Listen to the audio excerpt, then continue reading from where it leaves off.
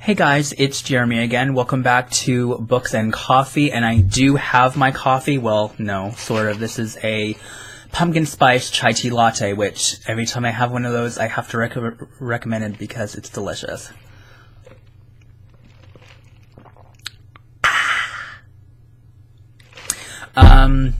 Today's video is a little bit different.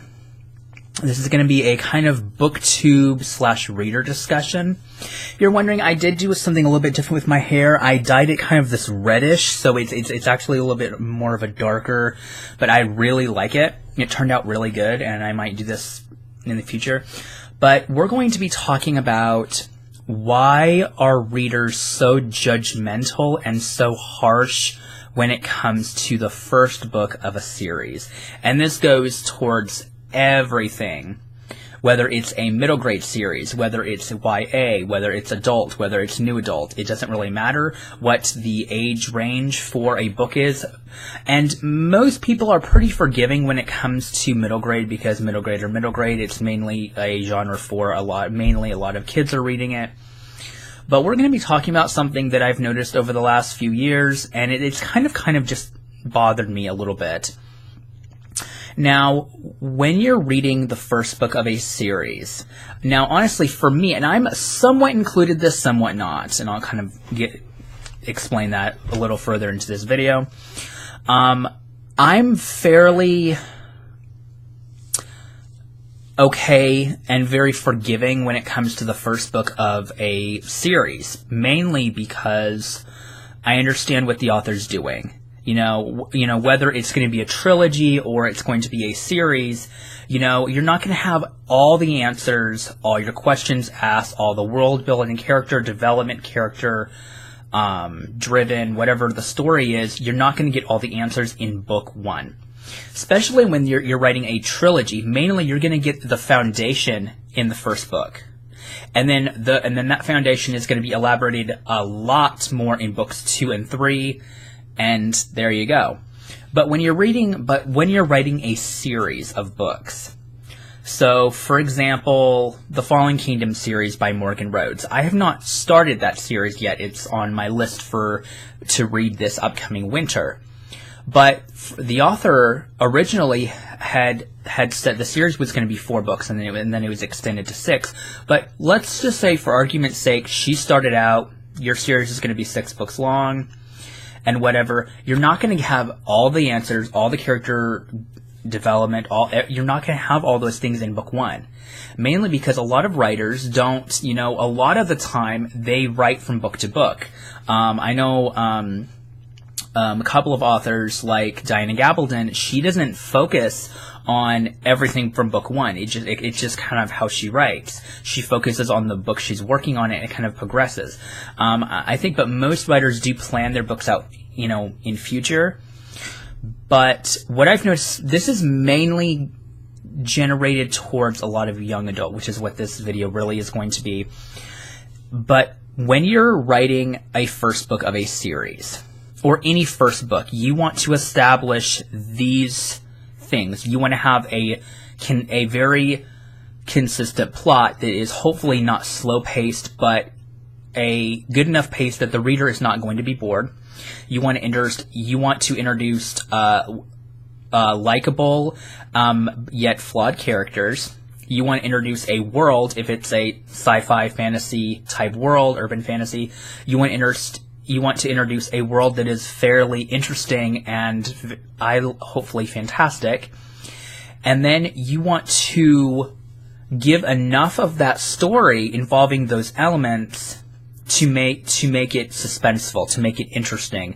One of the worst things that happens in a lot of young adult is a lot of info dumping. I feel like a lot of authors, they want their book to sound so much, so they throw a lot of things at you all at once, and you have to kind of take a step backward and realize what the author's doing. And that's not really I'm much more forgiving when it comes to info dumping, because mainly being somebody who's actually writing their book now, I'm still writing my book, so I kind of understand what it means. And mine's more of a, contemporary thriller revenge love story in a lot of ways, so I kind of understand you don't want to throw a lot of info dumping out there. You want to, you know, take a step back.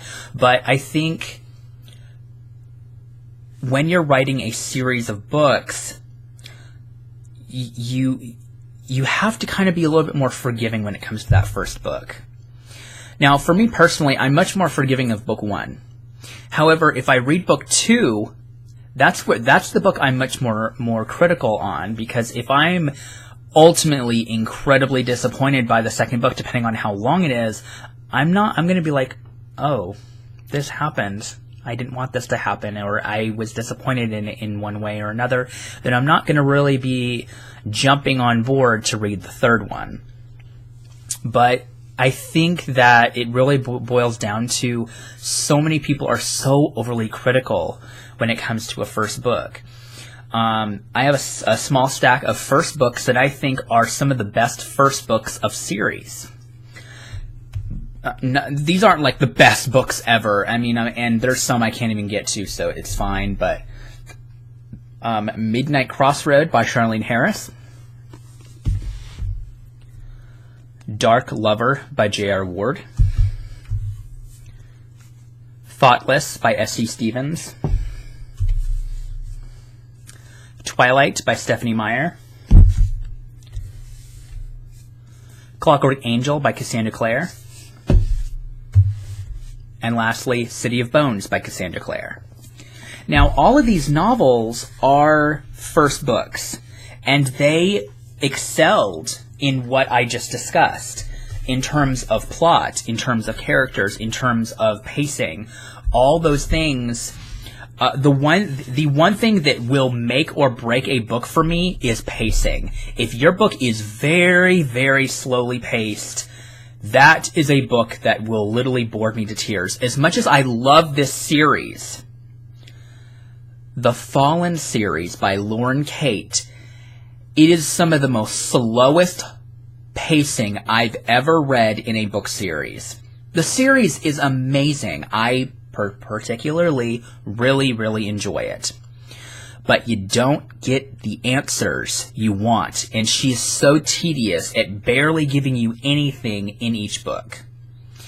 I don't like authors that tease you with a tiny little breadcrumbs they'll sprinkle into each book, and then the last book and everything explodes into a giant hellstorm of information. That's not really a good thing to do. And I've only read Fallen, and I have a review for it, but it's really old, so I'm not going to bother linking it below. But I would say maybe you guys will kind of understand what I feel, because I feel like so many people are so quick to judge a lot of first books. Once again, I'm much more forgiving on first books because, well, I kind of understand them. You know, when you're writing a series, funny enough is this book, Dark Lover, this is the first book of a adult urban fantasy series, and J.R. Ward just released book 16 of the series, titled The Thief, this year in April, or back in April, I should say. When she wrote this book as a standalone because she didn't know how well this was going to sell when it first. So the end of the book really ends quite nicely. You know, it ends with a nice epilogue, almost 400 pages, and it ends very nicely because she didn't know how many people were going to really enjoy it, or even, you know, book sales are a huge factor whether authors get to publish sequels or even get the chance of writing them, let alone publishing them. And it sold very well. So I think if I remember correctly, she signed a 3-book deal, and then it just kept getting extended to the point where she got so popular because of the series that they were like, you know what, just write a book and we'll publish it. Because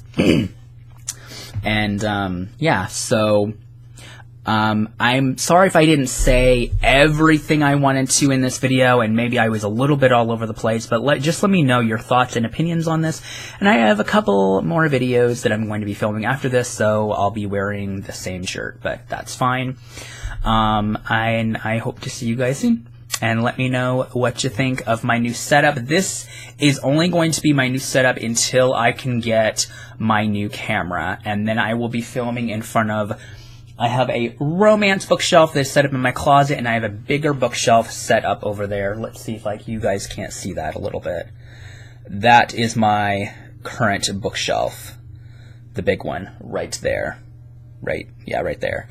So until I can get my new camera, which is going to be $700 camera, so I'll be saving up for it for a few months. But I will talk to you guys soon, and I hope you guys have a wonderful Sunday evening. Bye.